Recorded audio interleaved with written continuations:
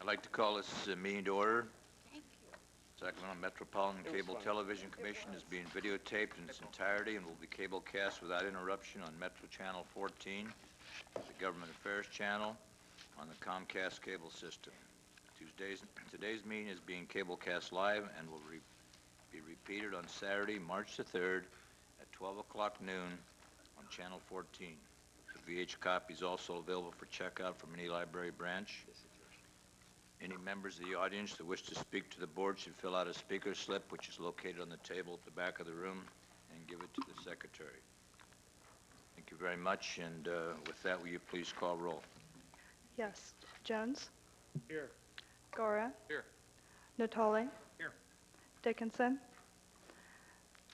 Peters McEwen? Here. Collin? Here. Yee? Here. Nilo? Here. Waters? Here. Shelby? We have a quorum. Thank you very much. Buddy? Item number 1, please read that. We have community programming funding criteria and goals. Part A, Management Resources Final Report on criteria for funding public education and government groups. And B, grantee funding estimates for 2001-2 fiscal year. And after staff report, we have 3 speakers. We have the 3 speakers.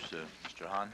Yes, good afternoon, Commissioners. I'm Paul Hahn, the Executive Director of the Cable Commission. And as you recall, last month you had a presentation by a consultant that the Commission hired by the name of Management Resources, and they held a workshop with the Commissioners to go over their sort of preliminary findings on a report looking at how the grantees are funded, or the different PEG groups are funded across the country, and to come up with some criteria on how your commission might utilize coming up with a criteria for your own funding decisions in future years. When that was happening last month, I think as a staff person trying to take a read of the commission, there was a lot of comments that were sort of all over the map. And I trying to, again... But just exactly what do you mean by that?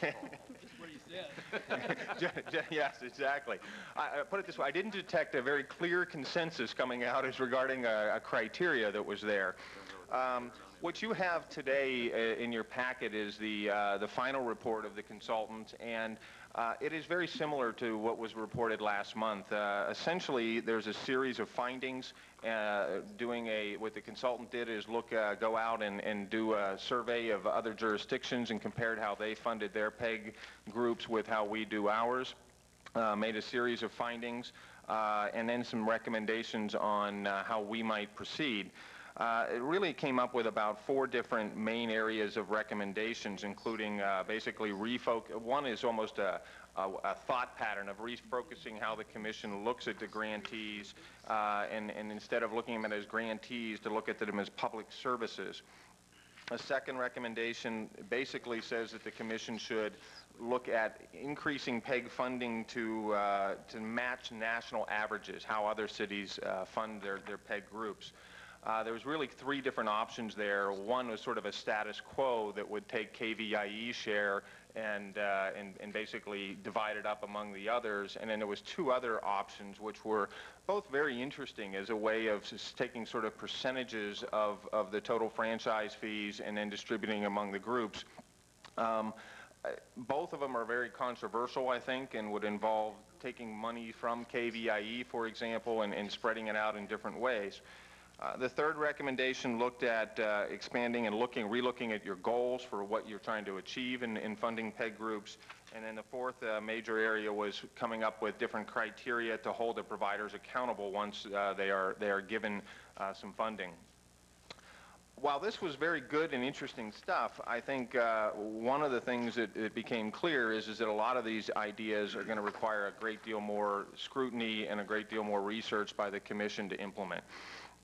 And again, I think there was some great advantages in the study. It had a great history behind it. I think anybody that's read it, I think it'll be one of the first things we give to new commissioners. When Susan came on board, I think it would have been, the background would have been very helpful to just as how the PEG groups are funded some of the lawsuits that were involved. I think it also gives us a lot of food for thought. But what I don't think it did accomplish was to come up with a very strict set of criteria for us to go forward, and especially for this year's budget. What we have, unfortunately, is it's budget time, at least the beginning of that time, and some of the issues that they raise, I think, is going to take you several months and several months of discussion to do, and we don't have the time to do that. And quite frankly, I think probably it's better that you have those discussions outside of budget pressures. And so one of the things I think we're looking at is maybe starting in the summer, we can start looking at some of the issues that were raised, things like an INET, things like a needs assessment that was talked about, things like looking at options of percentages of the franchise fees and how you would divvy those things up. But for, I think right now, what we're suggesting is sort of a different approach. I've had several meetings with the grantees over the last month or so, and I think what we're saying is we would like to come back in April with a specific set of criteria to go forward with this year's budget cycle. The grantees have actually submitted a framework of criteria that I find very promising as a good starting point. I think we can take some of the stuff that they have put forward, blend some of the better parts of the management resources report, add some thoughts that we as staff may came up with, and hopefully for the next month's meeting it's not going to be a perfect criteria either, but it'll give us something that we can have you look at. Hopefully it's something that the grantees also find acceptable and that we can get your approval on and go forward. And what I believe the first time in several years, as I understand it, is we would then use as staff in analyzing the proposals that they come forward with, and we would make recommendations. Another part of this, which is going on at the same time, is you have an obligation at today's meeting to provide an estimate. Your basically grantee channel use agreement states that you have to give the grantees an estimate of what their budget will be by March 15th of each year. Again, it's sort of coming in from the outside and looking at this and looking at tapes, it seems like this whole process has just created a great deal of anxiety and grief for the Commission over the years, starting with this estimate idea. The Commission seems to feel that it's being put in a bind right off the bat of making allocations months before you have anything in front of you to review, and don't feel comfortable doing that. At the same time, the grantees need to have some idea of what to put together their budget. What we're suggesting, and again, I think, and the grantees will speak for themselves here, but is that for today, my recommendation to you is that you go forward and you give them a status quo estimate for next year's budget. Now, one of the things which is confusing, you could estimate anything you want, but it doesn't bind you to do you can do anything you want come June.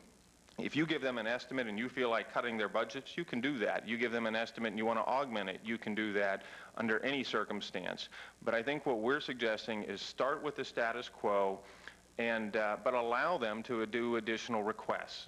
Similar to, I think, what, at least in my familiarity with the county budget process, is always the case. You can always ask, and I think they do it at the different cities too, and it's up to you and the city councils to make those decisions. And we're suggesting a very similar process, and staff would use the criteria to look at their base request, and we would use the criteria to look at additional requests, and we would make recommendations. The grantees have felt that they never really have been given a fair shake, I think, and whether that's true or not, that is, I think, their perception. And what I've committed to them is that we will give them a fair shake. If they ask for additional requests, we'll review it, and if it's a worthy request, that I'll recommend it to you for funding within the criteria and again within the funds that we have. But it would be your decision. So that is what we're sort of suggesting today, as a kind of a number of things. First, take the management resources report, receive and file it for today. We will come back in probably future meetings and get into some of the more interesting and controversial issues, but outside of the budget process. Instruct me to go back and work with management resources, or excuse me, with the grantees and come up with a criteria for next month, and at least to meet our legal obligation, pass a resolution which instructs the grantees that they will be given, on their budget estimates, which is a status quo budget for next year. And then next month, it'll be kind of a busy month. We'll have this criteria, hopefully walking down the aisle together for a recommendation for your consideration. And with that, I'd be happy to answer questions, and I know there's some public speakers. I have a question. Yes, Paul, I noticed that in the, even if we called this a base budget, it is a status quo budget, correct? Correct. And I, in my mind, figured out, well, if we were to add 5% to that across the board so that everybody on the list got 5%, would be an extra $56,000, rounding it off, $945. That would seem probably about right. I obviously don't have the math, but that would seem probably about the right number, given it's about 1.3 million is the total. Maybe a little more Pretty than close, 156, so probably like 60 or 70,000. Which is not a, which is not a real, well, I took the total in here. The chart that you gave us, 10-year Yeah, grantee okay, the funding history. 1.1 million, yeah, and that would be about right. I Then, took yeah. the 2000, 2001, and you're going to use that as a base Correct. and tried to just up that by 5%, so that at least some of the expenses would be, it'd be a little above. It would establish a different base. That is certainly something that you can do. Again, I think what we would suggest is that just use this for an estimating purpose, and if they need an additional 5%, have them ask for it, and we would review it, and you could deal with it at that time. But again, this is your call and your discretion as to how you know, if that's your instructions, then certainly that's what we will do. Okay, well, the reason I brought it up was because I was looking at it as a base, and maybe I had a different perception then of what you meant by coming back with criteria and a different budget, because I was going to look at it as not a percentage after that point. After, you know, a 5% someone could say is like a COLA or something. You could just add it on. But after that, I was looking mainly at either looking at the criteria and trying to judge individual proposals after that. Exactly. And those proposals to me would be pretty specific, what they intended to do with any extra money, and that would not necessarily be the same percentage amount to any one group. And that is correct. Some groups might not get any increase and others might get some. If you're thinking of a base and basically the 5% sort of as a COLA increase just to reflect increased cost, that certainly is legitimate. They've been held steady for at least 2 years, and that was down from a cut from the previous year. If you look at 98, 99, there was a cut in 9900, and then that cut is carried over 2000, 2001, and I was just trying to build the base back up somewhat. And again, that would be perfect. Again, this is an estimate for their purposes. If you know, certainly the money will be there. We know we have additional franchise fees, if nothing else, so that certainly could be accommodated. Again, it's your decision. Okay, thank you. Don? Yeah, Mr. Chair, the 98.99, that reflected a one-time 10%, did it not? Wasn't that how we had the, and that's why the two ensuing years then reflected the... It went back, Yeah, it went back down. so if you look back at the base, so to speak, you can go all the way back to 94. Yeah, 94. And I know we've talked about criteria, and I think that's a subject that, and Paul, you did a good job, I think, in bringing us the recommendation you did today, of taking some additional time to work through that.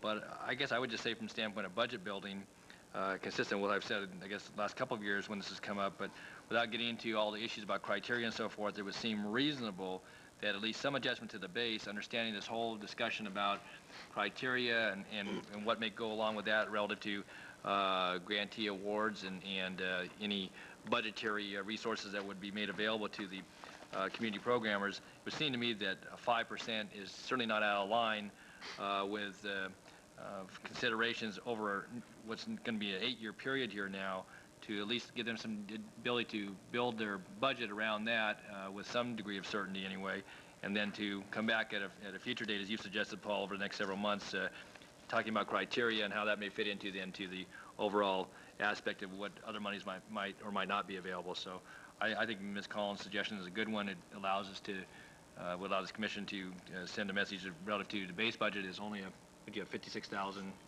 almost $57,000. Almost 57. yeah. $57,000, which is a pretty minuscule amount in comparison to the overall budgetary needs in the budget of this commission. So I think that sounds reasonable and certainly would support that.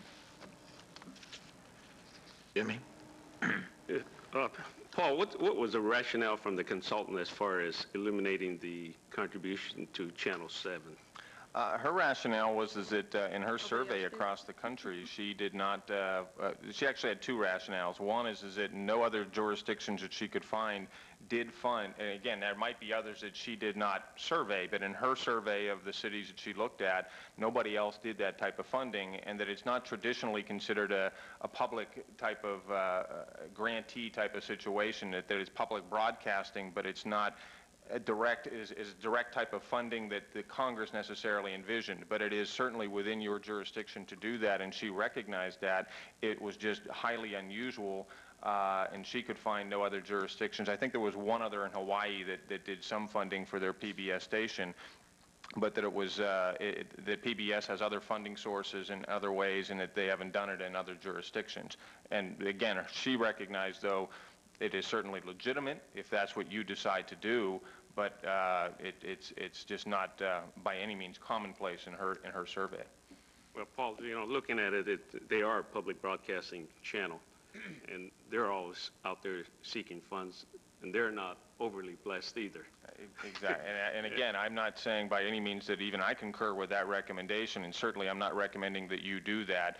That's, I think, one of the reasons why we're sort of recommending that we set that aside for a while and sort of let it sink in, and maybe even do some additional research before we do that. And certainly I don't think I would be recommending that at any part of this year's budget process. Again, you have the information in front of you. If that's what any six of you want to do, that certainly is within your prerogative. Just a little clarification on Ms. Collins' Yes. proposal.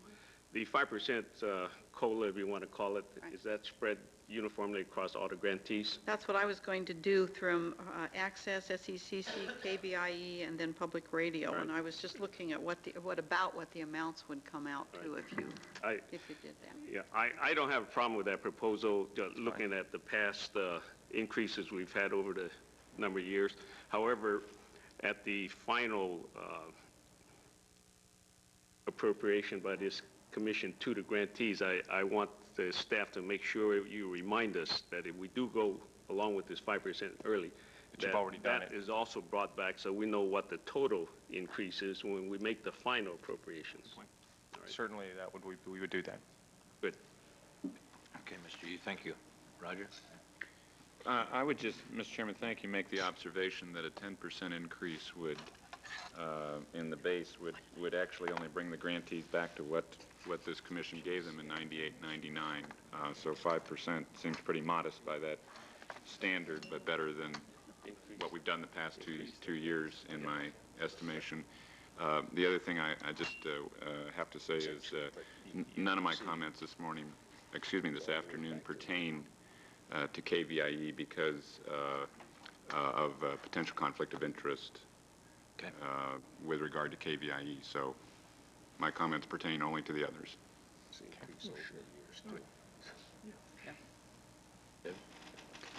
Thanks, Robbie. Paul, thanks for your report. I thought the report did tell us a couple of interesting things.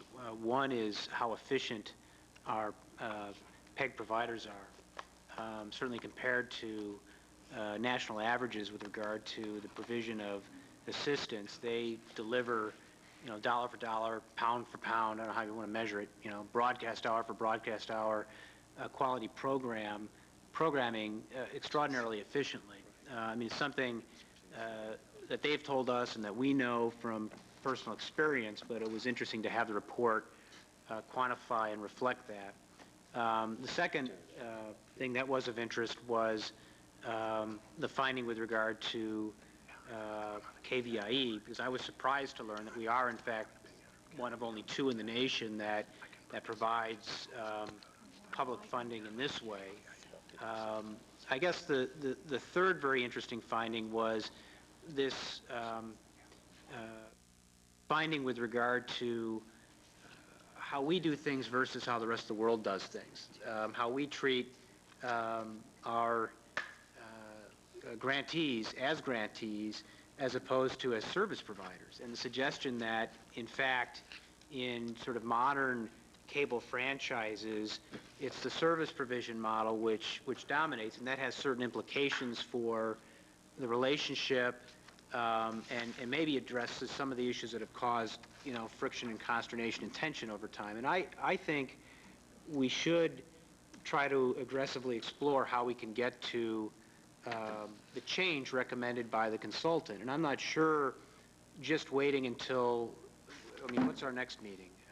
The next meeting is in April, and then May will be canceled because many of you will be in Washington, D.C., and then June is when we'll be doing the budget. Right. And I think your suggestion was, in fact, that we sort of wait until we get entirely out of the budget process. I'm not sure we should wait. In fact, what I'd like to suggest to my colleagues is that we think about, maybe putting together a little working group to try to work through that recommendation, the implications of it. I think it's difficult in this setting to do that, and I think and given how infrequently we meet, I think it's difficult to do as well. But it's something I think we should start working on. And as an element of that, also, I think their recommendation was that we ought to take a look at our goals as a commission and identifying what those are, and then develop sort of a performance-based model that connects to the business plans of the various providers and encourages them to do what many, if not all of them, are already doing, which is community needs assessments that then tie back to their business plans, that then tie back to the goals, which tie to the contracts that we enter into with them for the provision of service, and sort of think of it in that way. And I thought that was a very useful recommendation. And again, something that if we're going to be serious about pursuing, we probably need to work on in the interim, as opposed to just waiting until each of our meetings. I'm pleased to support Supervisor Collins' suggestion about the 5% increase. I continue to be troubled about the fact that we do this in March, and I think that whatever instrument it is that requires us to do this in March gets reopened so that we can not have to do this in March anymore, we ought to pursue that, because I'm just not aware of any other public body that does it this way. I concur entirely, but and I think that, and we have had a lot of discussion about that, and I think we probably all agree. But having said that, I think based on the findings of the report and the history of funding, I'd be very pleased to support what Supervisor Collins has said as a starting point. But again, I think in the interim, we ought to try to work on some of these recommendations, and it may be a bridge too far, but with an eye toward trying to make some progress by the June budget hearing. That's not to say that we hold up the budget process hearing or even in a position to act on some of these recommendations by then, but I think we ought to try to set that at least as an initial deadline for ourselves. Thanks. Roger. Other questions? Yes, James. Sorry I was late. I had to get in from San Francisco. But after reading the consultant's report, I do agree that we need to have some formal process for looking at this whole issue of grantees going forward. I feel awkward too, and I think there may be some people out there that may need to be included in the process, and so I think the consultant report made sense, but we can't do anything about it now. We didn't want to penalize anybody going forward, but I am in favor of thoroughly looking at this total process, and we have to come up with some new way of doing it. And would you clarify again, Paul? I thought you said that during this month and into April, you're going to be meeting with some of the grantees? Yeah, we've actually met once or twice and even discussed some potential criteria. But again, what we're talking about coming back the next month as a criteria is really something very specific that, that ties some of the concepts that are here, but it's more nitty-gritty kind of criteria to get us through, to give you some kind of judgment and a framework to look at what their promises are and what their commitments are, and here's what they're going to do. So it's going to be sort of what the consultant said. It's more performance-based type of measurements, where the consultant is talking in a number of her recommendations. For example, her first one is it's more of a thought pattern. I'm not sure in how we perceive the grantees or the service providers, and it's a shift in our thinking.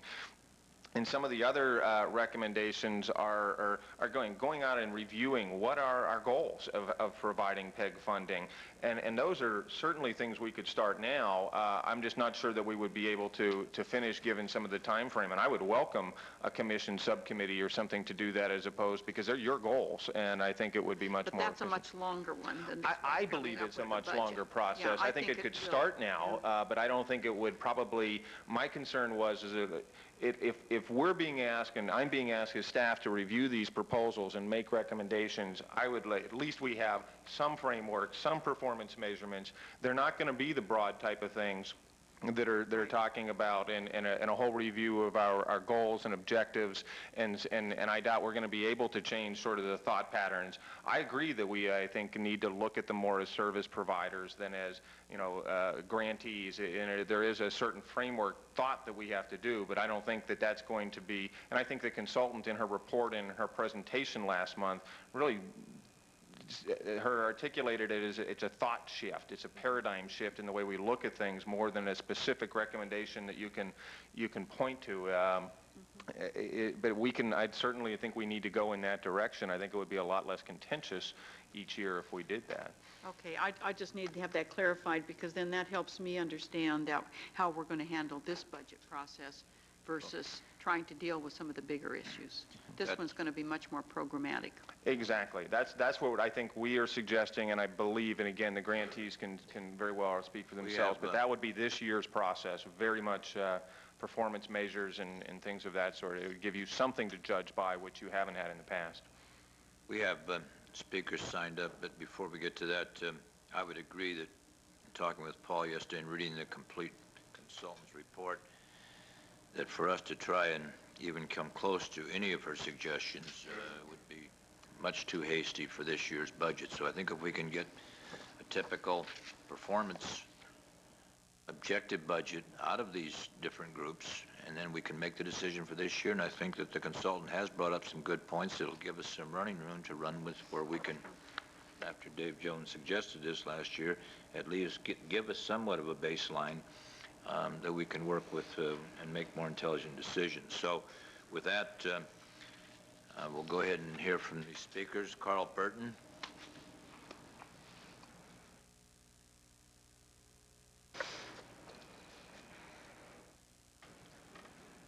Yet to see that there's evidence that what we've got is broke. Welcome, Carl. You have 3 minutes. Thank you. My name is Carl Burton. I serve on the Local Access Board of Directors. I also serve on the Regional Board of Directors for Access. I also serve on the Taxpayers Board of Directors. I want to thank the Commission for their past support for the access stations, and I'm very happy today to hear that you're thinking about giving us more funding, because year after year, when we have the League of Women Voters approach us, asking us to film various activities, we're always cut short. We don't have enough money. We cannot film the various activities that they have requested for us for political forums. And since item 4 on your agenda is Democracy Week, I want to speak in regards to that. Working with the League of Women Voters and increased funding from you, then maybe we can film more programs for candidates. Thank you very, very much. Thank you very much. Ron Cooper.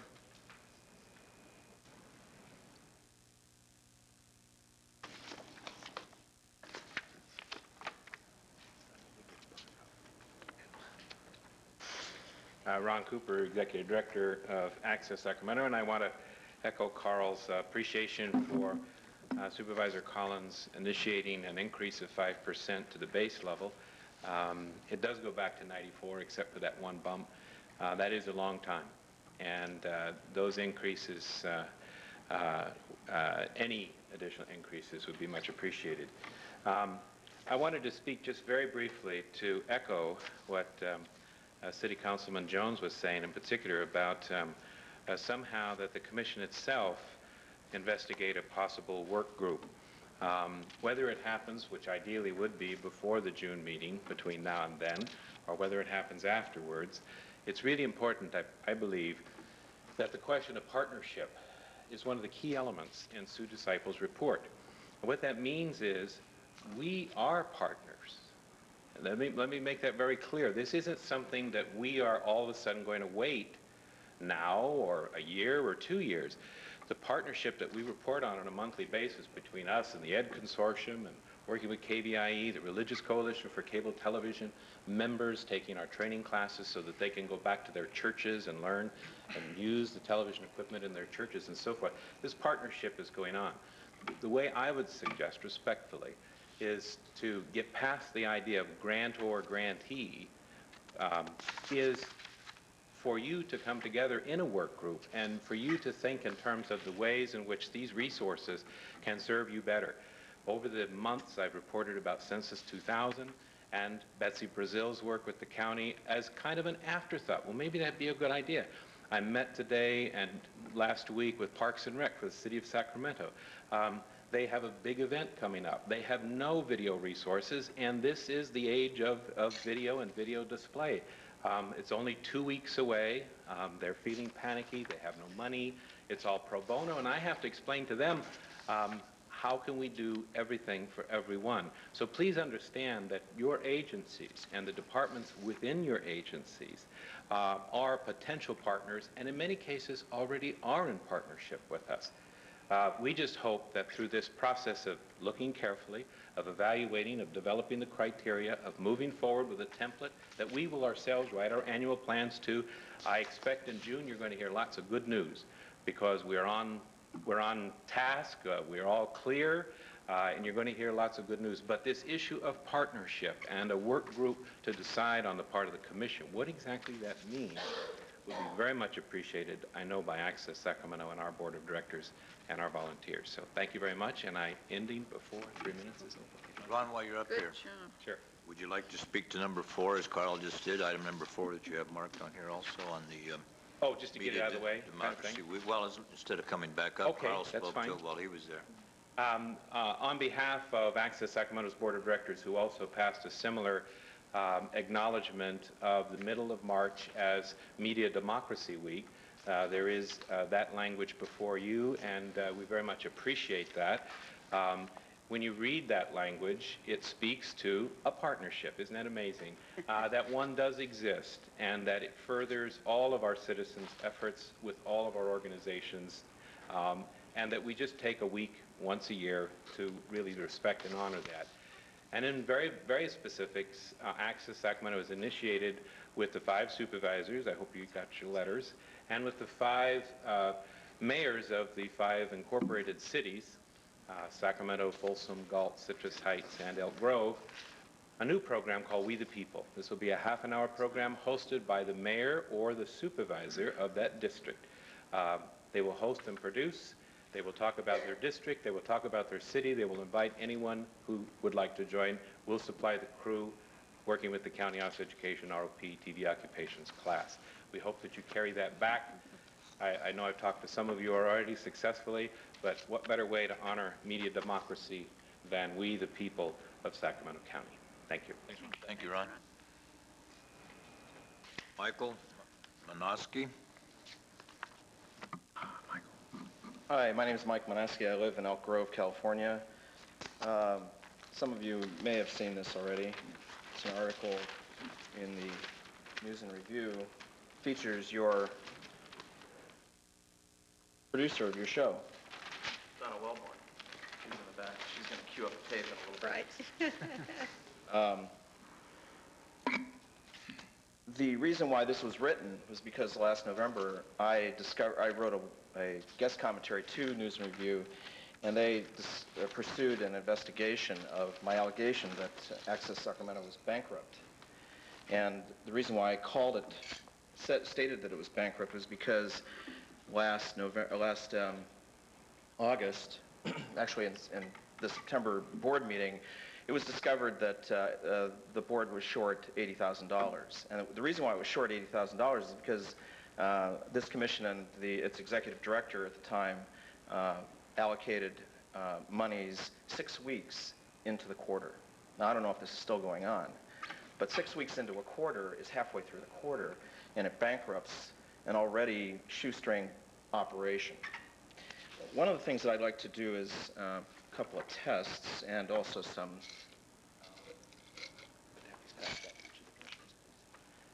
the first will be a test of your sense of humor.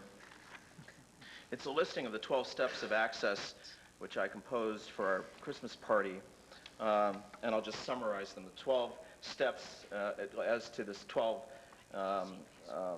days of Christmas: 12 corporate sponsors, 11 useless formats, 10 outdated cameras, 9 used cathode ray tubes, 8-track sound equipment, not quite, but almost, 7 speech restrictions, $600,000 our current budget, 5 2-inch decks, can't use them, 4 payments late, reference to the 6-week late payments, 3 bald tires for 2 aging vans, I'm too into the base, and cramped quarters prone to earthquakes. That's essentially what we have. So some of you have smiled, and that's a good sign for me. Mike, do I assume they still have one good tire, though? Or do they have... I was going to say, I've got 4 like that. At least. Well, it fit into the song, so I took some poetic license. Nothing wrong with 8 tracks. I still got some 8 tracks, so... Good for you. Yeah, maybe we can use some of them, or we can have a deal. On the backside are a list of the shows that I've done within the last 12 months, roughly, and it was submitted last September to the board to discourage them from doubling our fees. As it is, I have to pay $25 to join Access. Then, of course, I learn how to use the equipment and then do it pro bono for free and produce my show. I produced a show called The General Welfare, and so far I've done about 65 episodes in the last, I'm in my halfway through the 3rd season now.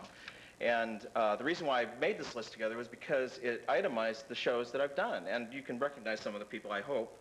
Ralph Nader, maybe Richard Becker, Luis Valdez, the playwright, Tom Amiano for the Board of Supervisors of San Francisco, Amnesty International when it did an anti-Prop 21 promotion, Jarvis Tyner, a famous black activist. Let's see. There are a lot of people here. John Shelby Spong will be seen probably next month in his criticism of the demise of institutional Christianity and so on. You can see that there's quite a listing there. Just one show and one person doing one show, and we have many producers. Some of you have asked what it is that we do, and that's why I made this list. And to complement that, I'd like to have Donna run that beautiful human being footage that I referred to now. Thank you. Human being. Thanks, Mike. That's why we need to have a TV guide, though. It's just...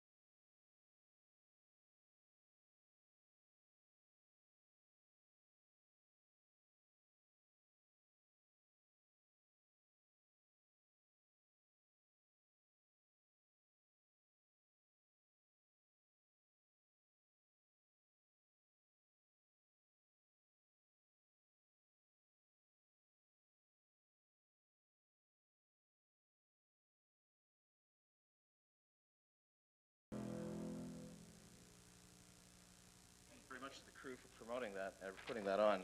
I'd like to bring your attention now to a handout that I've just given to the Secretary, and that is discussion and a recommendation, one page each. The discussion is that in public and community access, we do something very different from what commercial television does. In fact, we not only do something very different from commercial television, we do things that are extremely different from education and government. We advocate free speech rights. We practice heterodoxy. We have multi-language. We have multi-cultures. We encourage critical thinking. We don't discriminate due to age. We go into the community. All of these things that you saw just now are done on field shoots. I've done one show in the studio, but I've helped out also with studio work. And it encourages cooperation amongst many, many groups. However, schools are restricted, and you see all those restrictions there. In fact, this came from an argument, 10 ways in which schools deter literacy, and you can read those. And finally, and also, schools have a police power just like government does. So they're restrictive. We can't go into the schools and use that equipment. We can't use those services. A measure of democratic value of a government body is how it excludes no one and invites everyone. And I feel excluded because really, when that workshop was done, there was no real invitation to me. You know, I didn't feel invited to go to that. And furthermore, this document that came from Management Resources was not actually made available in print until February 20th. That's the date it was actually Mike, published. can you wrap it up, please? But I'm not asking this commission to defer rather its decision on that. Instead, we live in a real world. I see four areas of need. One is distribution, funding set-asides for staff and equipment to distribute compact discs and tapes for radio and TV shows, funding set-asides for printing and distribution of alternative newspapers. This is one such newspaper. This commission does not enforce listing of the shows that we have through Turner Tribune, and yet Tribune gets a list every month. And on the back of this... You wrap it up, please, Mike. You've gone way over your 3 minutes. Sure. Thank you. On the back of that, you can see, and Because People Matter, there is a listing of alternative shows, not only radio, but TV as well. This newspaper has difficulty not only publishing, but also distributing. And distributing is one of the problems. These shows are not distributed. If we distributed shows to Davis, and Davis sent shows to us, or we sent them to Reading, and Reading sent them back to us, then we could understand actually how diverse and how great the creative element is out there. And also, I believe that in addition to that, we also need to spend money on an in-house community liaison, a full-time person through community access. I believe that we need to increase all staff wages by 25%.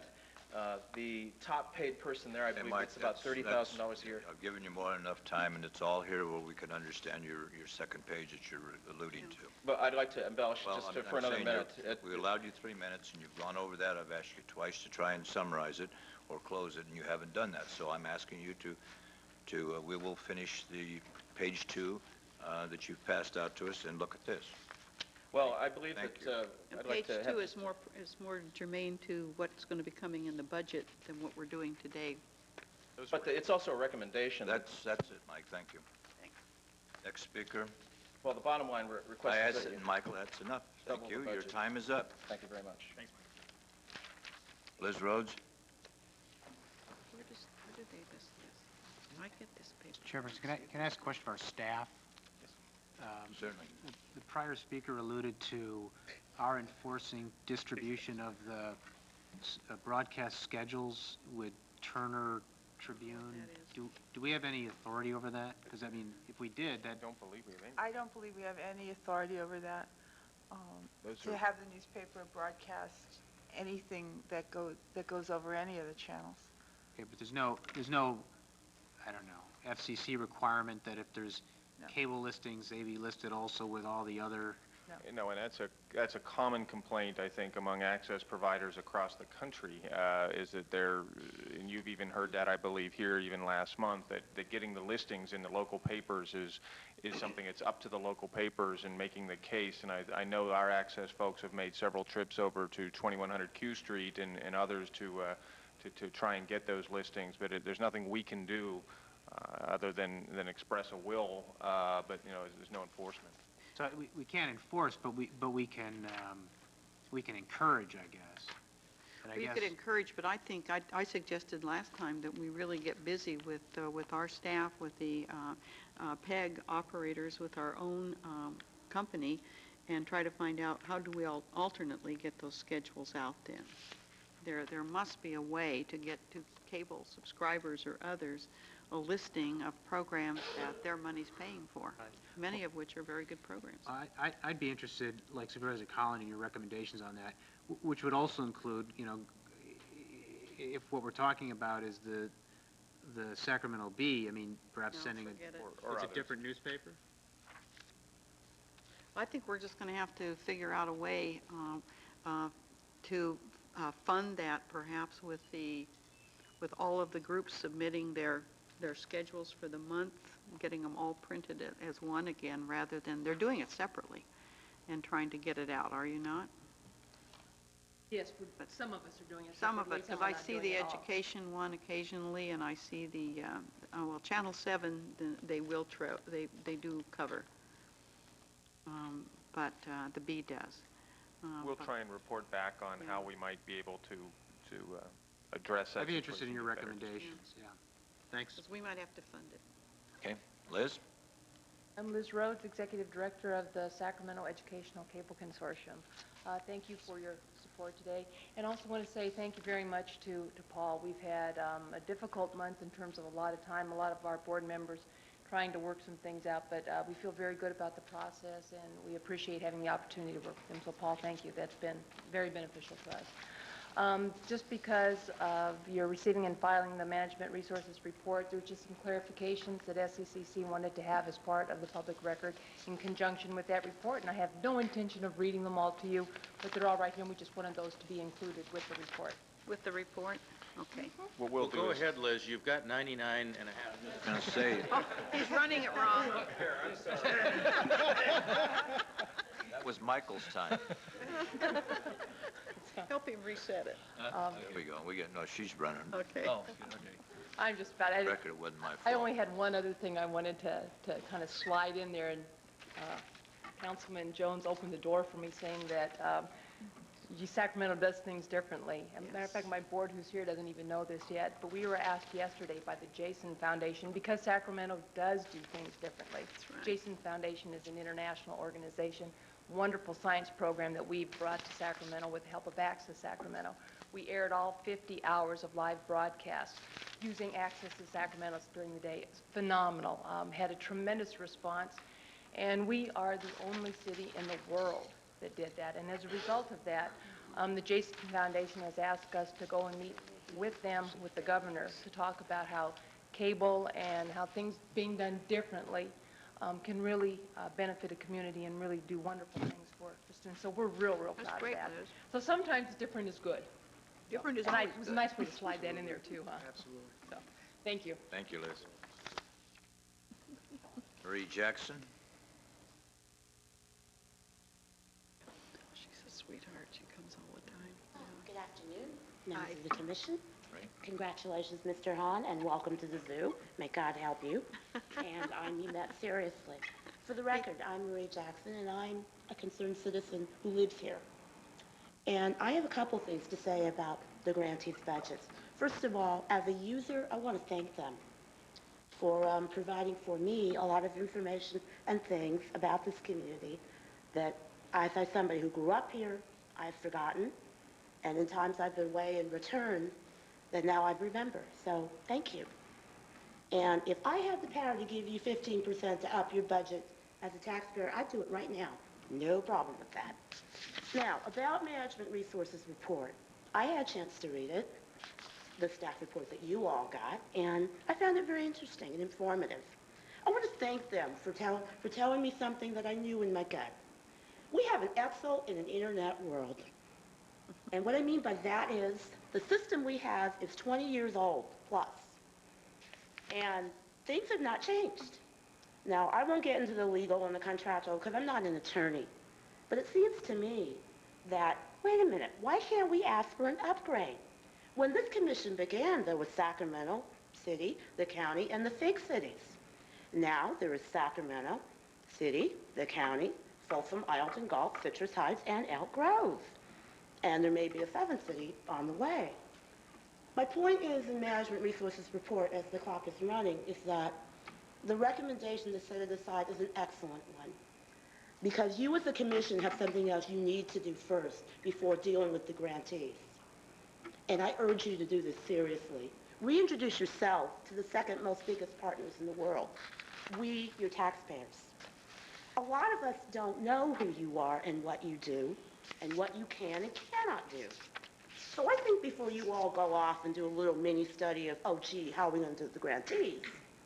You need to do a study with the most important constituency, I and the rest of us who pay for it. So I urge you, seriously, to get your tush out there and reintroduce yourself to us. And start having meetings in the community with us. There are things that we need. You know, this is 2001, and the world has changed. Excuse me. There's an internet, there's fax machines, there's cell phones, new equipment is happening. Yes, Mr. Natoli, I do remember 8-tracks. I'm old enough to remember those. And now I have CD-ROMs and DVDs in my family. And we have computers and all that good stuff. So we need technology upgrades. We need to get here. It's a new century. It's time we get with it.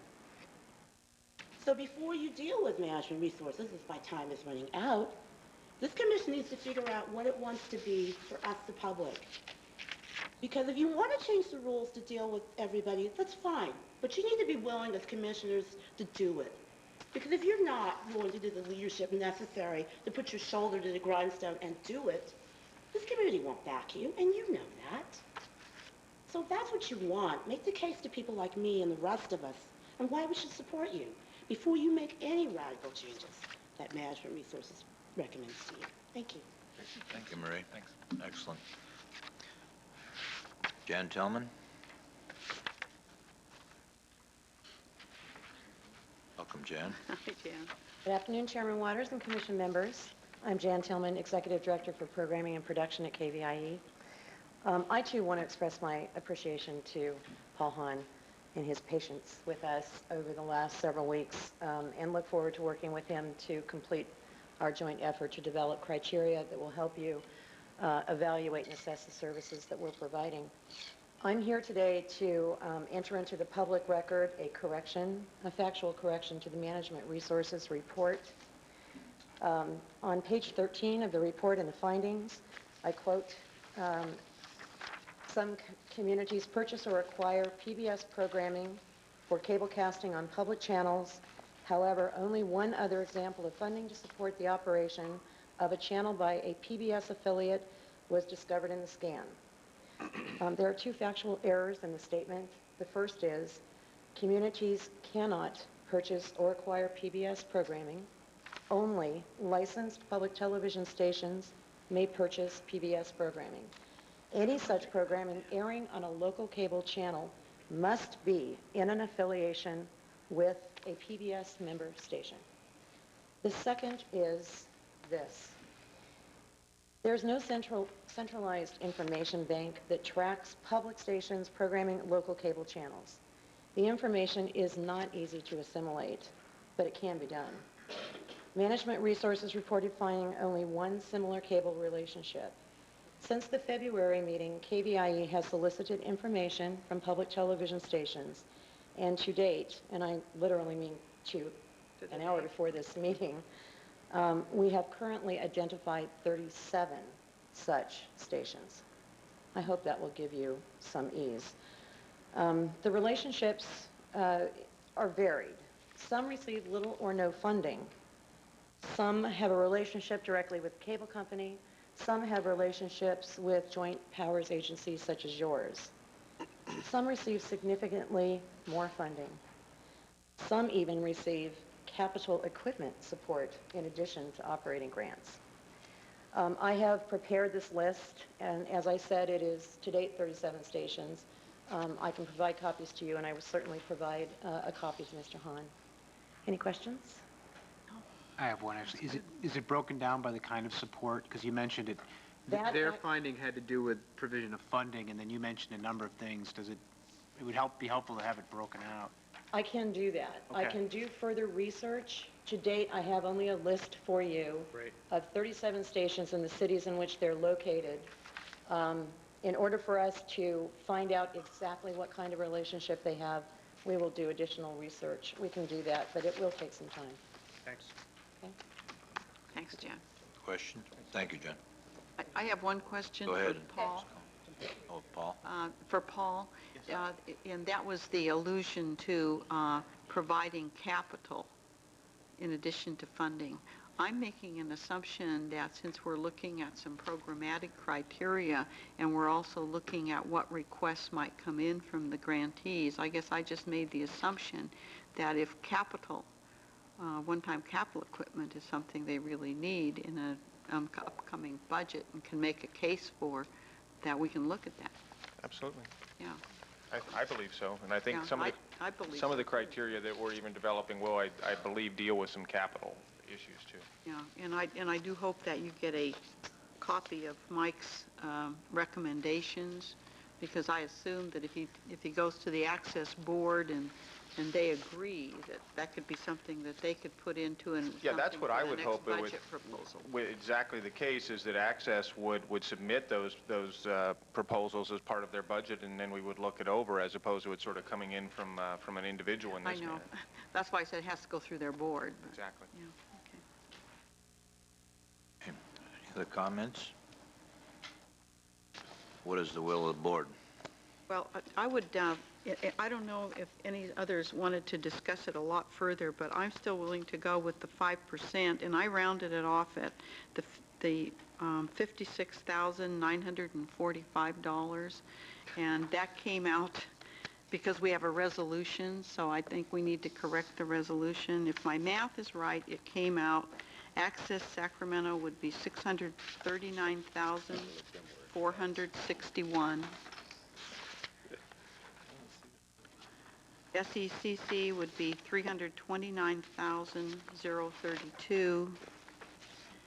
KVIE would be $208,741. Capital Public Radio would be $18,574. And that should all total up to the 5% rounded off, which is $56,945. Second.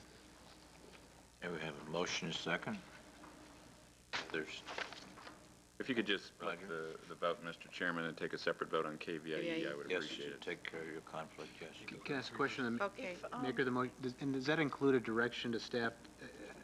I take it you're going to come back, not with the full enchilada criteria, but some criteria that gets us through the budget Yeah, process? I was going to do that second Okay. because we have a resolution before us, and so I was going to first change the numbers in the resolution. So the numbers in the resolution as read into the record for Access Sacramento, SECC, and Capital Public Radio, I would move that first. Thank you for that clarification. Okay. Okay, do we have a second on that? Yeah, second. Dave's, okay. I don't know if anyone needs a roll call or not. If you, Just, You need why to don't show, you need to indicate in the record when you yes, that do it. Mr. Dickinson, Mr. Dickinson. should we do well, I it left to- KVIE out, so that, She left and KVIE on this then part I'll of go it. for the full resolution.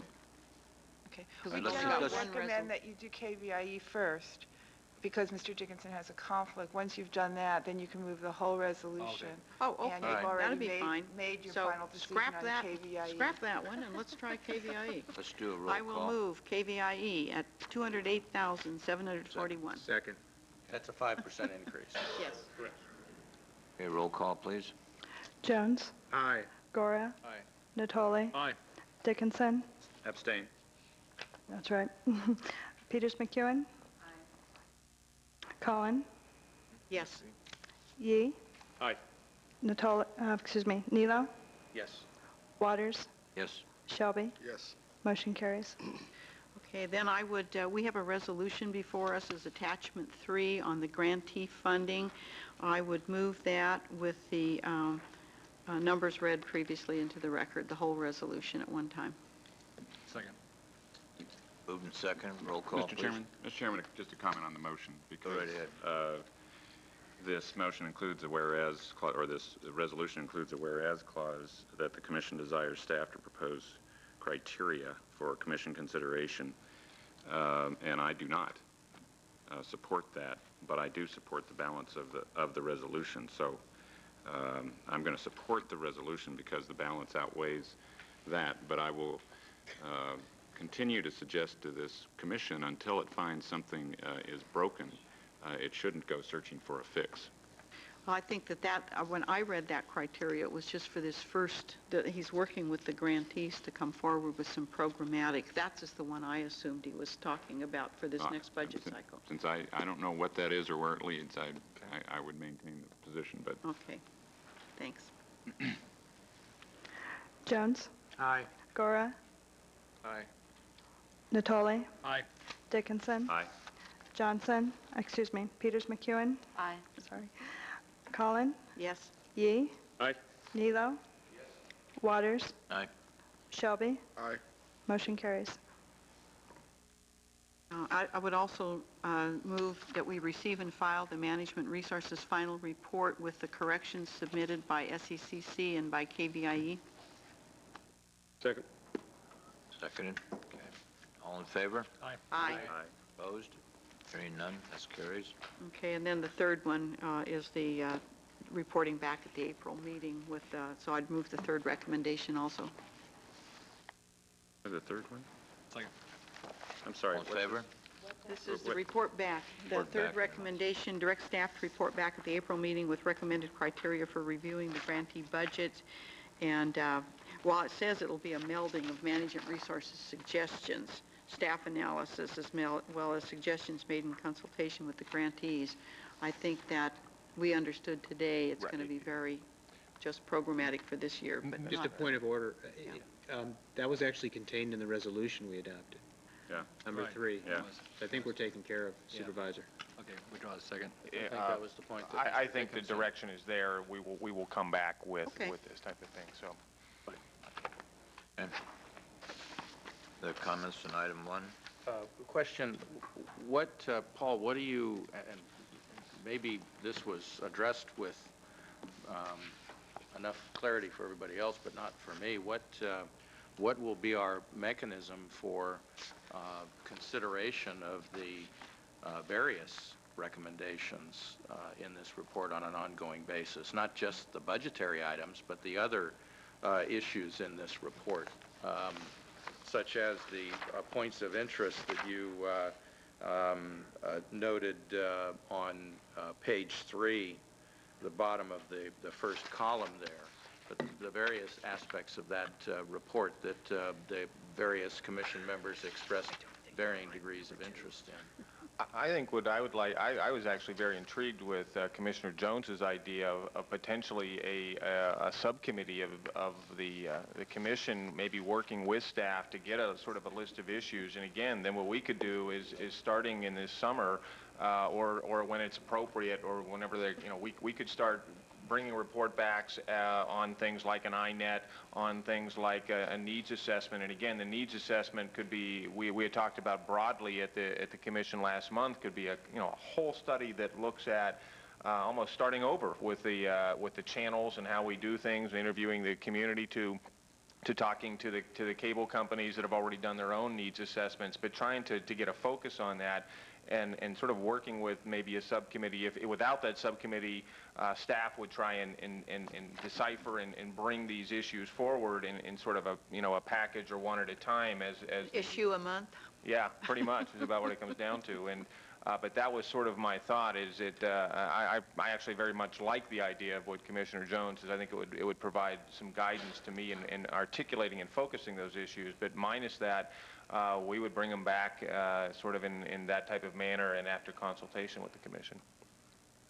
I thought that Mr. Jones' suggestion was also an interesting one. I just didn't see how we could get anything substantively accomplished between now and June. I agree. No, we didn't expect to. Next year. Yeah, I thought we were talking about next year. Next year. Not this year.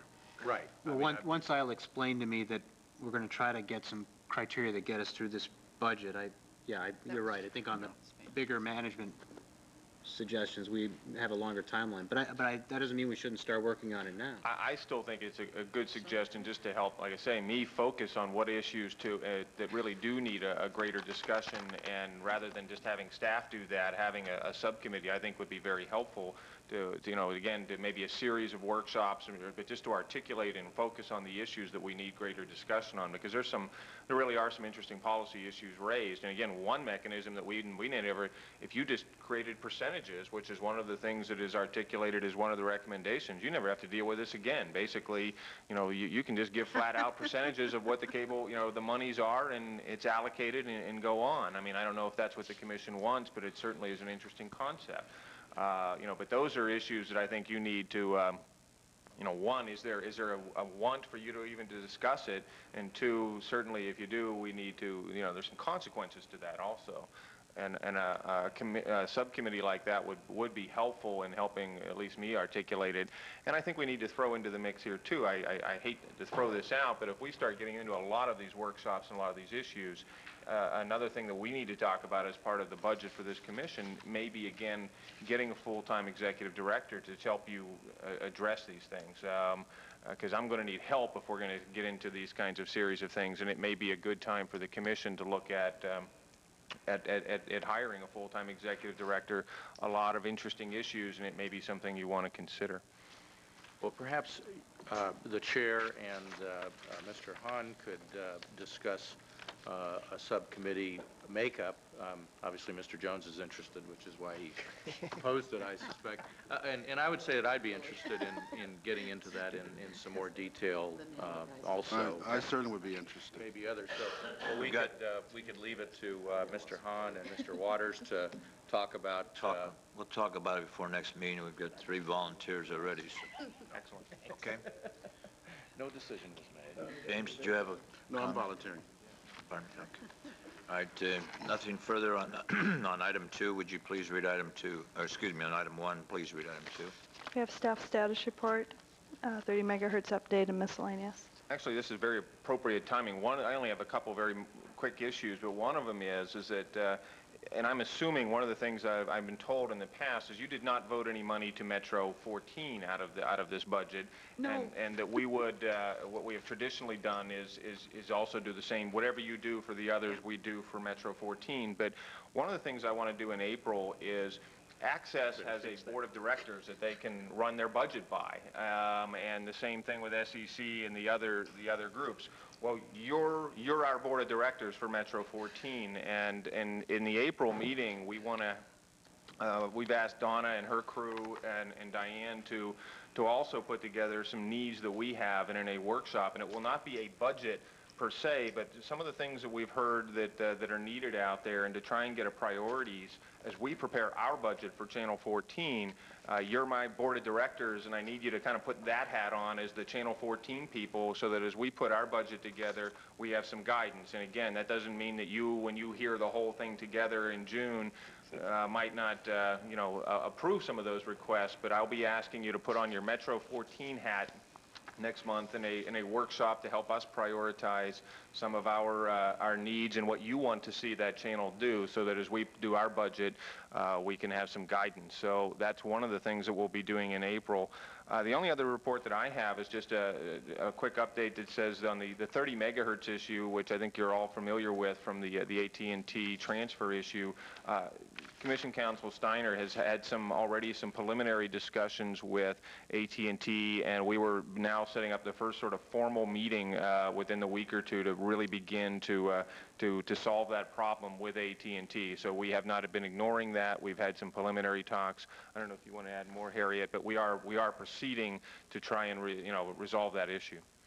Diane put together all the documentation that we had used earlier, and we have sent all that documentation to AT&T so that they have the same background on the issue that we do. And we've also I've had some brief informal discussions with the ED Consortium with Ms. Rhodes. As we go through this process, we'll talk to AT&T and talk to the ED Consortium and see how we go forward. Our hope is to be able to come up with a plan that is acceptable to everybody in an informal basis without having to go through the formal process that you set up at the transfer time. Okay, Mr. Natoli? Yeah, if we just could follow to your first point about the commission and the access, or no, excuse me, Metro Cable 14. One of the things that occurs to me that, and we did give the 5% bump in the budgets for the community programming, but it would seem to me that one of the things that I hear pretty consistently from the folks that I talk with, and it was even mentioned, I think, today, or alluded to certainly in the 12 steps that Mr. Manaski brought forward, but relative to capital and equipment needs. And we've done some things here in these chambers, in the city council chambers, and in the mobile vans and so forth. But and it maybe ties into this discussion. We talk about criteria and about programming and support, but I think that the equipment change out, the technology changes and so forth, not only for Metro Cable 14, but certainly for our community programmers, that we can talk about how much they have allotted for doing the actual production and to pay personnel and so forth. But I do think the capital equipment side, at least in my view, has some distinguishing factors. And it would seem to me, not so much necessarily in April, but as we come forward, as we're talking about some of the needs for our community programming, that, you know, the point made here earlier today about being nearly 20 years, and there certainly has been some updating, but equipment wears out, and there's a need to, you know, keep up with technology to, I think, better allow for what it is that the various community programmers, but certainly what Metro Cable does. And so, Paul, I think that at least in my view, aside from any annual budget and some things people can change out on a budgetary basis year to year, that I think capital equipment needs, some of them maybe one time, that they're an investment for 10 or 15 years, or as long as that technology functions and works. It would seem to me that may be something that we really want to touch upon. I don't know how other commissioners feel about it, but I know some of the needs that Metro Cable 14 have been equipment, along with obviously having adequate personnel to cover all the various meetings. But I think, but capital and equipment needs certainly have a lot of one-time, or they're more sunk costs, and I would hope that, you know, we don't get too caught up in criteria relative to some of those needs, both for community programmers and certainly as we look at this budget in April for Metro Cable 14. I concur. And Paul, we still never got a report back on the status of Citrus Heights live broadcast. One of the things that we're actually doing for this report back in April is we're looking at the cost of providing live broadcast for Citrus Heights, for Folsom, for Elk Grove, and what that would take. It's probably going to be a pretty big ticket item. But well, Citrus Heights supposedly was budgeted in last year's budget. There were some dollars that were held over for that project specifically. I'm not aware of anything for live. We did give the city... Well, for the installation, I'm sorry. Yeah, we gave you $30,000. That was more for your internal chamber stuff, which I believe has been spent. Yeah. But it wasn't for live. It was just getting our chambers set up with minimal cable cast. The issue where we were trying to figure a way to connect the system to go live. Yeah, there's an ongoing, but it's not anything that's really been budgeted yet. It's what we're just starting to do. Okay. There's sort of two different issues. One is making sure that all of the cities have the proper equipment in their chambers. And that is, and again, those are capital needs, and just so that we can go in and plug in with the vans is what we have now. But then there's another issue which I think is going to be far more expensive, and that even depends on the city, and we'll break it down. For example, Galt may have you know, a much even larger expense to go live just because of where you know, we don't know, but that's what we've actually asked Rich Esposto as a consultant to do some work for us. The commission did allow us to use Rich a long time ago in some consulting work, and have asked Rich to do that, and so he's doing some of that study, and we'll have some, again, that'll be something you'll see. What are those costs? What are some of the costs for what all the different cities need? We've asked, again, Donna to put together sort of a wish list, and again, you'll have your priorities, and then you're going to have to, in June, see how that blends in with what the grantees' requests are, with the amount of funding, and as well as the requests that are going to be coming, I'm sure, from all the city managers as well as the county executive for the funds, and you'll have to balance that. But we will be looking at those capital needs, and in fact, I think from the government side, that's probably where most of it's going to be. Though again, how deep do you want to go into hearings, and at what level? Do you want to get into special districts? that requires additional staff costs, for example. But that's what we'll try and lay out in April. You know, just putting on my Metro 14 hat, I mean, the one thing the management resources study clearly said is government is by far the most underfunded in this community compared to others. So that's just something we'll look at. Mr. Chairperson? Yes. I just had a comment about the importance, I think, of the 30 megahertz and wanting to see if we can resolve that as expeditiously as possible. I know the ED Consortium and the rest of the partnership have been waiting for years, and I'm glad this commission reinforced in its franchise transfer with AT&T the importance of that, but it'd be great if we could reach a positive resolution from our perspective as soon as possible. Okay. Thanks for your report. Further discussion? If not, we'll move on to item 3. We have franchisee, licensee, general status presentations, and I believe we have presentation from... Yes, I believe the only presentation we have today is from Western Integrated Networks. We've actually had some discussions with WIN. WIN First now, actually, is what it is. I'll let and we have Winston Ashizawa, who is the boss for WIN here in Sacramento. And we've actually, one of the things that we're beginning to see is that WIN is getting very active in this community. They are now digging up some roads and doing some things and starting to put some installation of their system. And so over the next couple of months, we've asked WIN to bring the commission up to speed on what their plans are. I think today is going to be sort of a broad overview and reintroduction to WIN and what their plans are in Sacramento. And then either next month or into June, we will get some very specific and have them come back on where their rollout's going to be and phasing plans and things of that sort. You may recall their license requires them to turn on everybody in the county all at once unless you approve of some type of phasing plan. And we kind of anticipate that would be the case and that they will be reporting back on their plans in more detail at a future meeting. But with that, I'd like to introduce Winston, and he can go over their progress today. Thank you, Paul. Good afternoon. Winston. Again, I'm Winston Ashizawa, Vice President General Manager of Western Integrated Networks, headquartered in Denver. And I will match Paul's agenda quite well in terms of what we'll be doing this afternoon. Let's see, can we bring the lights down? We use the presentation we put together in PowerPoint. It's PowerPoint, all righty.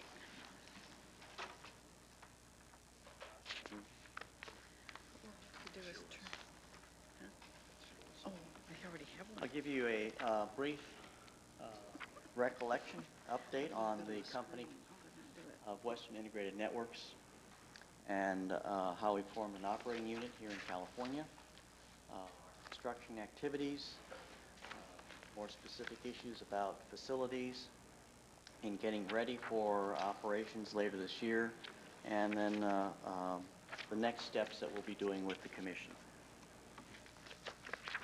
Western Integrated Networks was founded in 1999, so indeed a very young company, working with a very new approach in terms of technology. The actions were to first seek out cable franchises, and Sacramento County, this commission, was the first regulating authority to issue a franchise to Western Integrated Networks in February of 1999. Since that time, franchises have been issued in Dallas, San Antonio, Houston, and Austin, Texas, San Diego, and just a few weeks ago in Seattle.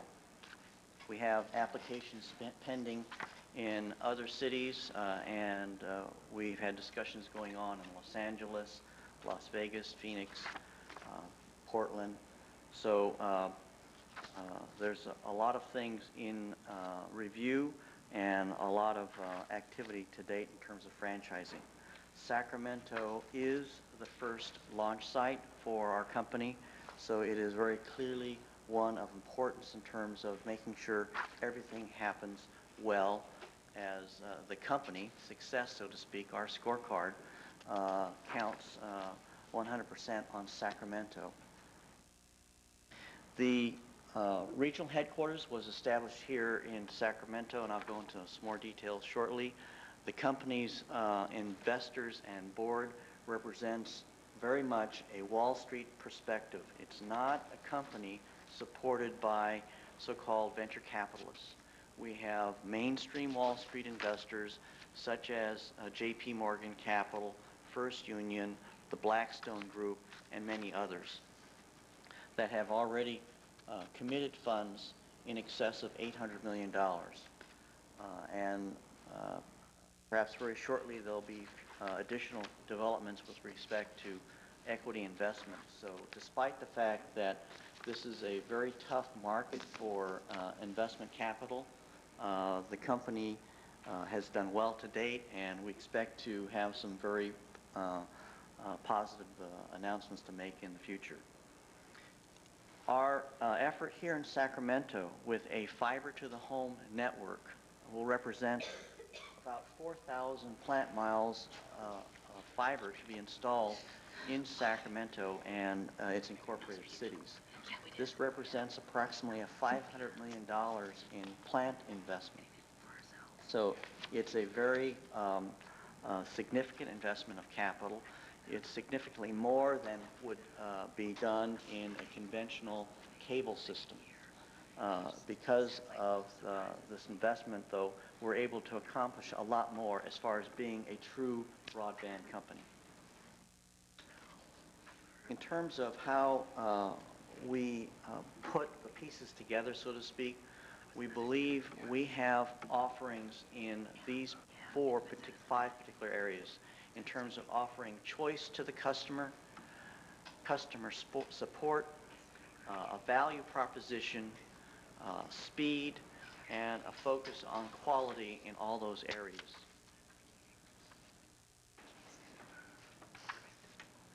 We have, first of all, a one-company approach in which we'll have one network built from scratch, which will offer a solution to the customer, one bill for multiple services of telephone service, high-speed internet, and cable TV. It'll be one point of contact, whether it's a question about our service, an inquiry on our bill, a change in services, or raising a concern. We have one team providing the support, and it's one company with this solidified vision of what we're trying to do. We have in our architecture what we believe is the fastest route to the internet and back. Our network speed to the home user will be up to 10 megabits, significantly faster than any other offering, and the architecture of the system will allow that speed to be available to the customer with a great deal of loading that may occur. So even though we may sell a lot of services, so to speak, in a neighborhood, the capability will be relatively unaffected because of the design. We have the widest choice of programming and services, again, because of the digital bandwidth. And we believe we're an important alternative choice for local and long-distance telephone. In terms of our value proposition, as a full-purpose service provider of voice, video, and data, we believe we can be something that can offer a combined level of services through our bundling, and we can also provide other services to the customer in conjunction with these three main services. Our way of building our architecture is fairly different in terms of our approach, which increases the system reliability, and we call that route path diversity, or ring architecture. And I'll have a drawing for you in a moment. The approach to the business is with a long-term view in terms of how we're putting together the staffing, the organization of each metro market, and of course the capital investment behind it. Our approach to doing business now and into the future is to focus on quality, to have a system that is scalable, and will be free of bottlenecks, whether it's for video service, telephone, or internet. From this system architecture ring, you can see at the highest level what we call the Metropolitan Optical Ring. We have we show two primary processing facilities here. Our primary one right now is in construction at McClellan Air Force Base. That will be the head end for all the video and bring it down into a number of local primary hubs.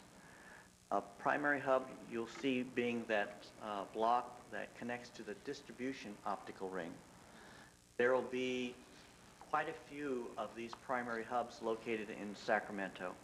And each one of the boxes on that primary optical ring we call a remote terminal, or will probably be renamed to be kind of like a community point of presence from an internet lingo. As you can see, we do connect from the Metropolitan Ring to public switch networks to provide telephone services to the international phone systems. We come down from the distribution ring down to into that remote terminal device, and that provides us a way of bringing video to a more traditional coax structure, and the fiber will still continue there providing voice and data services to the home. We'll see more traditional kind of amplifiers and power supplies for the video that you would see in any normal cable system, but you'll see on the house diagram where we have a digital gateway that provides a means for the digital services to the house. In our construction activities that we've started, we are trying to communicate a great deal with residents to make them aware of the process that we're in. So we start with a great deal of signage and identification. On the right, you'll see the door hanger that says planning underway. We have a number of different door hangers that we use to keep people aware when we're in the survey mode, just planning the design of the system. Just prior to us doing construction of the system, whether it's on poles or in the street or under the sidewalk, we have a different one that says under construction. If we need access into yards, we'll use a very specific one, which with a callback phone number for the person working in the neighborhood. We have our 800 number on all the door hangers, and as you can see in the other exhibits, we try and have a very clear way of identifying the staff. We're going to be switching to, as well, a new badging system that will allow us to support the fact that we have a lot of folks coming in, both contractors, employees, so that we can keep track of everyone in our employee family. Our pieces and parts, let me again repeat, in our system design structure, we have three main units starting at our primary processing center located at McClellan, and that is the key for providing all the signal to the metropolitan area. Again, that primary hub is located in a variety of places. Over 25 primary hubs will be built to serve the Sacramento franchise. They are located in strip malls or in business professional standalone buildings in the appropriate zoning designations that provide for it. And these buildings are about 1,000 square feet in size, and they are in fact a small data center inside them for passing through the video, but for concentrating and managing the data from the internet and the voice side. Winston, can I just ask you, would you be capable, you mentioned there up to 320,000 homes, is the capability to serve more than that, or is that basically a limitation, that's the ceiling? We have phased the construction of our facility at McClellan Air Force Base, so we have sized it so we can expand, so we don't put in any more capital investment than we need to. So at the point in time the customer market is there, we can expand our facility. Okay, so you have to, there is expansion capability. I just didn't know, it just said up to, and that's what you're planning for at this Yes. point. But I just was curious, the way you're designing the system is expandable in a way that if you had more Very than much that, you so. could, okay. Yes. How many of those primary hubs were you talking about? Right now, we are looking at close to 30 within Sacramento. Okay, thank you. The next part, the remote terminals, that's located in a public right-of-way, or in other cases where we can get easements that are required to place them. They're serving approximately 1,000 to 1,500 homes.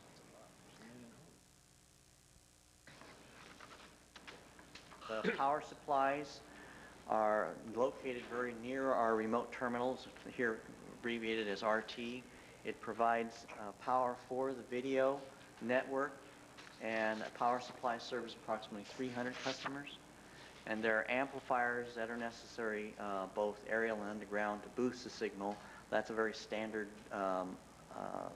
piece of equipment in a cable system. Because we provide fiber much farther before it goes into coax, our system has quite a few less power supplies and amplifiers than a traditional cable system. And then the last piece in front of the house is called a vault or a tap. It is located in the public utility easement. If it's underground, it's in a flush mount box, or it may be an aerial tap on a pack bell or a SMUD pole in the neighborhood.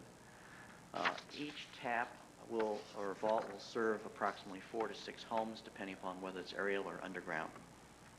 I have some pictures of what these parts look like. Here you can see in construction a power supply for video services that's being installed in Natomas. As you can see, there's a fair amount of construction here because we're installing the feed to it underground. This is in the corner of a property that you see an apartment complex being built in the background. And here you see installation teams near Bannon Creek and Blue Heron in Natomas installing a remote terminal device, as well as a sidewalk vault where the fiber is running beneath the sidewalk where they need to make a connection point. This is the typical remote terminal design that we have to date. You can see it's approximately 6 feet high from the base, 5 feet wide, and roughly that 4 feet across. It's, 3 feet across. It's a little deceiving from the side view. The discussions that we've had, we're trying to maintain these remote terminals off of residential property. I've just finished a discussion with SMUD, for instance, where we can place them at a SMUD substation site. We're going to work out an agreement to try and put them in those locations where the fiber design makes that appropriate. So we're trying to make sure that these kind of larger pieces of equipment are not going to be in a residential area. Winston, if you do have them placed next to the street like that slide shows, though, does WIN have a response in the event they get graffitied? I know. The reason I ask that is that, you know, with Public Works, with telephone, anything, I mean, not saying it's going to happen there, but I'm sure as I'm sitting here, somewhere along the line, somebody's going to graffiti with it. So do you have, is there a public number, or are you going to work in concert with Public Works, both city, county, or one of the other cities? Yeah, the reason I ask that is they become targets at times for people wanting to ride on them. They are definitely subject to mischief, and we want to work out something that's with the local response team to be able to deal with that. We don't want our facilities marked up and defaced. Mr. Chairperson? Yes. Winston, I know you said you're trying to locate these out of residential areas. That photograph appears to be in a residential area. How many of them are in residential areas? This is, well, in this particular shot here, I believe this is on the back side of a development area.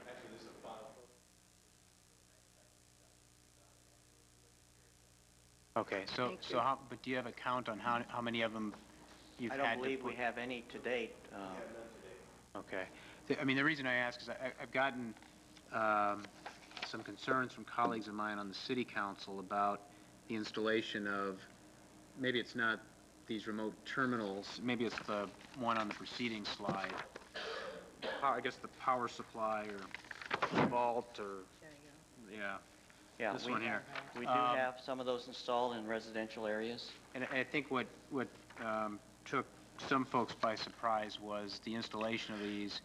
There was a concern about not having any prior notice, and there were some residents who were concerned, and so who can my colleagues call if they have questions about this, and is there a proactive effort on the part of WIN to keep at least, council members, if not, well, you're in Natomas now, right? Yeah. Council members of the city of Sacramento advised of sort of where you're doing the installation and what's being installed? Of course, people can always call me. Carlotta Gutierrez, who's here with me, is in charge of government affairs, community relations, and franchising. And she's trying to be a network person for all of you and your staff to keep you abreast of what's going on in advance of us actually starting construction in your districts. And the process that we have involves contacting the property owners in advance so they know of our interest in placing equipment in their property. So I know that there's been some reaction to people responding to our letters advising them as to our interest in doing so, but I'm not aware that we've installed any equipment on property where the property owner did not know we had design and proposal to do so. And where we've placed power supplies to date, I believe it's been strictly within a public utility easement, and the one that I'm thinking of is in Natomas is adjoining a SMUD box. So it's a piece where the yards are already had it fenced out. Great. Well, as I say, my information is secondhand, but it would be helpful, I guess, if, as you're working in different members' districts, whether it's members of our city or other cities or the county board, if we could have a little bit of a heads up and what the installation plan is, I think that would be useful.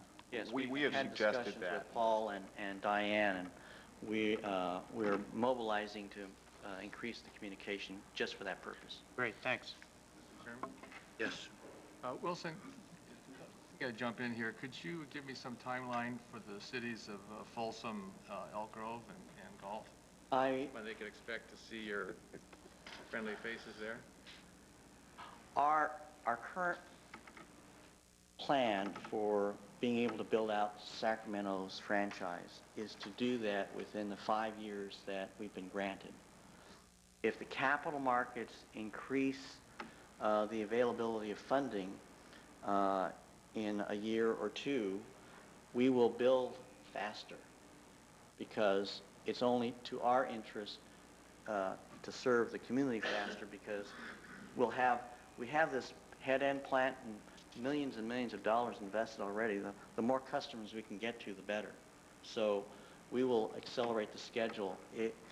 If the market had not changed earlier this year, we would be closer to a 3-year build for Sacramento County. But under the current circumstances, we've resized everything to make sure that we will meet the franchise requirement of 5 years. Thank you. The next slide here shows what a flush mount unit will look like when we install it in that public utility easement. We made a very explicit, hardly discussed decision to do flush mount. It's a consideration in terms of putting something into the neighbor yard versus the traditional pop-up. Just, driving down a street and you see all these little protuberances out of the shrubbery and such. We called them green meanies. We believe that this kind of flush mount vault is much more community-friendly.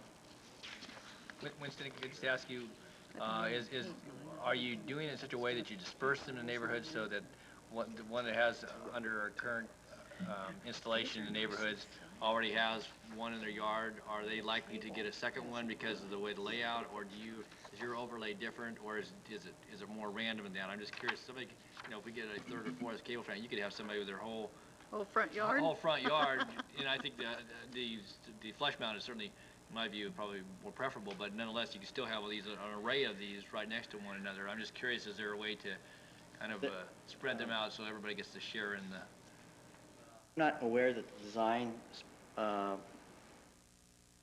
favors placing them more adjacent to existing structures. There's some reasons in some cases not to have them there because it winds up being fairly congested underground, so to speak. So there may be some... So there will be some diversity, but our design in the street, when it is an underground installation, will have one box serving 4 to 6 homes. And then from there, we still will need to install an individual tap for each house that wants the service. In many cases, we can have one box serving 2 homes. And so where we can do that, we will eliminate at least half of the structures.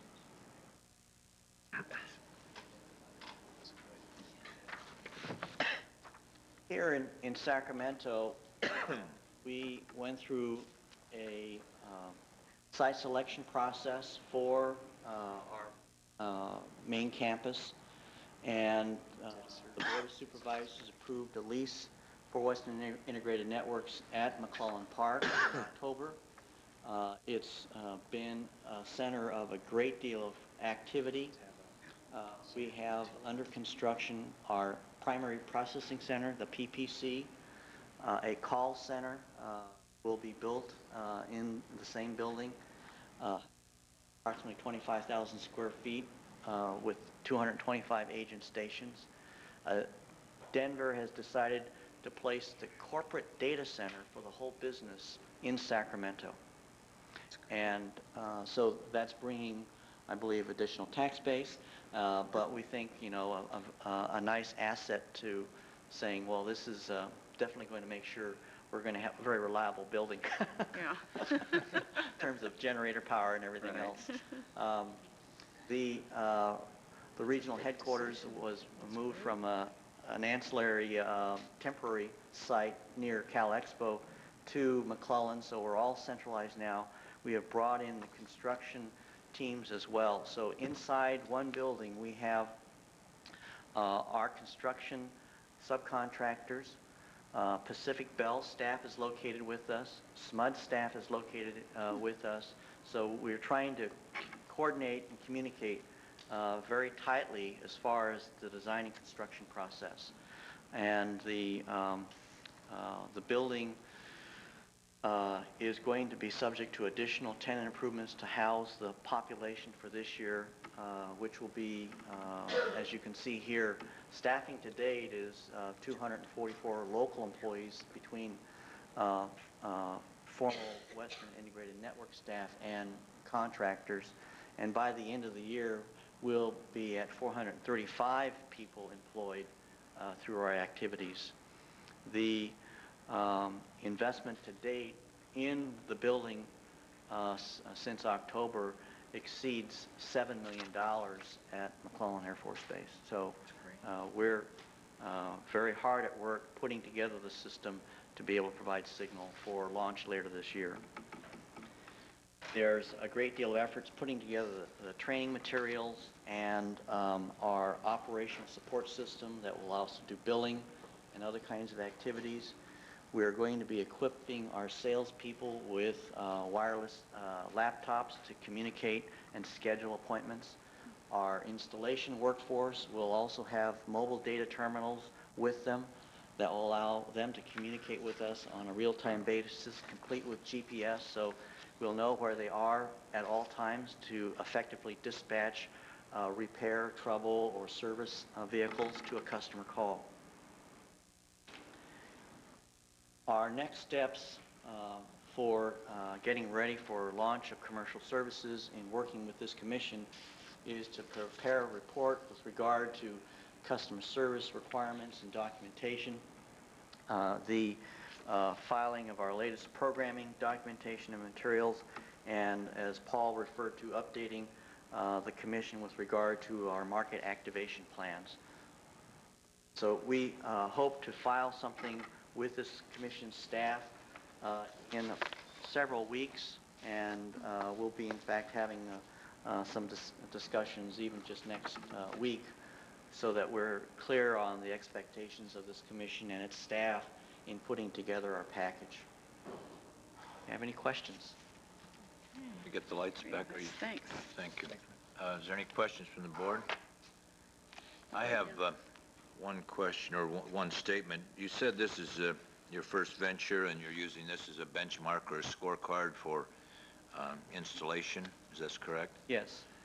Quite disturbed by the letter that was addressed to you on February 9th, and I'd like you to respond at least to the first paragraph where the lack of worker identification cards, the rude, arrogant worker complaints we've had. Can you address if that has been corrected and what can we expect? Because as Mr. Jones said, our colleagues on the city council often come to us as board members saying, you know, what's going on?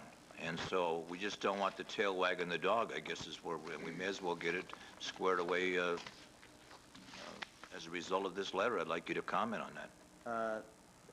What we've tried to do is train our staff and our subcontractors to clearly identify themselves and their vehicles and always be courteous in representing our company to the community.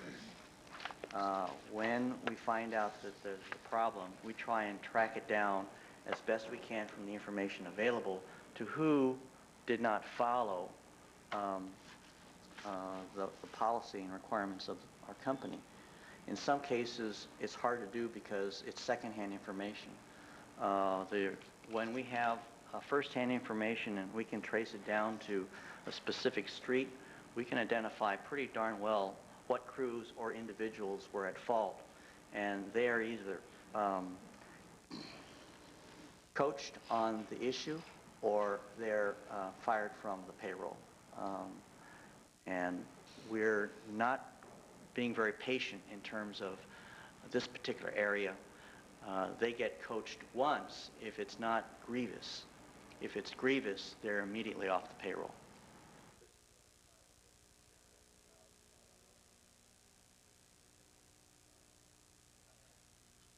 Yes, we have changed some of the contractor staffing, and of course that sometimes the morale changes when you have that going on.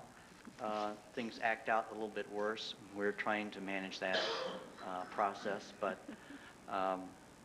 we are very concerned about these kinds of reports, and when we can get them firsthand transmitted to us from your office, we will deal with them quite immediately.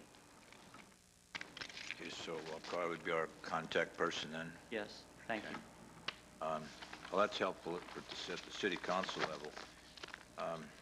But what this reminds me of, as just being new to the commission back in '94 and Sacramento Cable's problems with not answering the telephone timely and all the other trenching issues we had, it took a long time to get the public, if you will, or your customers back in the good graces of where they should have been because of the preventive things that weren't done by Sacramento Cable at the time. So again, I just will be watching this personally very closely as we did then to try and using the telephones as an example. I mean, it was just horrendously embarrassing to have a company come to our town and then not answer their telephones. What people would call a complaint. It's no different than the psychology that's involved when you're trying to call somebody and it's busy, and each time you redial, he's speaking personally, you're pushing harder on the buttons. Yes. Okay, thank you, Winston. Thank you. The areas they're working in right now is the Natomas area and the Arden Park area, as when I believe it's going to be soon moving into some of the Del Paso Heights and Carmichael areas. So those representatives in those areas, that's where they're sort of at now. I believe that. Okay. Any other questions on that? We'll move to item number 4. Basically, we've heard from the 2 speakers. Is there anything else that anybody would like to add to? We do have a request from Michael Minoski, who was up earlier, to speak, and then we have a resolution to adopt. Okay, Michael, would you come back up, please? You have 3 minutes. Sure. Michael Minoski, Elk Grove, California. I live in the county. I'm concerned that the Media Democracy Week, although it's being issued by this commission, which essentially is recognizing the variety, its grantees, I'm concerned about the third finding. Whereas the primary means of information delivery and exchange today is through electronic media, I don't think anyone would deny, including myself, that electronic media is where all the money is. But it's very important that we also remember alternative newspapers, such as the newspaper that I distributed to each of you. That newspaper actually is a seminal in that it plants the seed for ideas that we use for our TV and radio shows. Secondly, in the resolution itself, it refers to the volunteers, and I appreciate the fact that as a volunteer, I mean, I appreciate that recognition, but it's ambiguous and vague and anonymous. And so these go to the grantees, and then the grantee puts it on the wall, and then we walk by and we see it and we say, oh, that went to the grantee. How does it recognize me? I'm not saying that you need to recognize me, but that I would ask for recognition through the doubling of the budget. Finally, most people can't come to this meeting at 2:30 in the afternoon. I'm here only because I'm on vacation. I had to take vacation time with my employer in order to be here. So I would appreciate the consideration by this commission to hold its meetings at another time, in the evening perhaps. You meet but once a month, and I guess you're going to cancel the May meeting. So anyway, I'd like to see if that can't be accommodated as well. Thank you. Thanks, Mike. All right, we have a resolution in front of us. Is there a motion?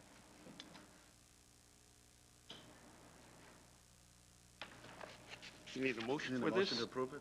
Yes. So moved. Thank you. Second? Okay. All in favor? Aye. Aye. Opposed? Hearing none, the resolution number 01003 is hereby passed. Thank you. Number 5.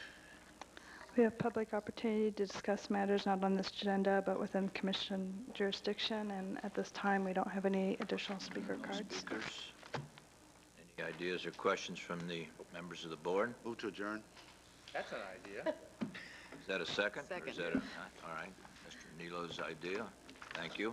All in favor? Aye. Opposed? Thank you very much. See you next month.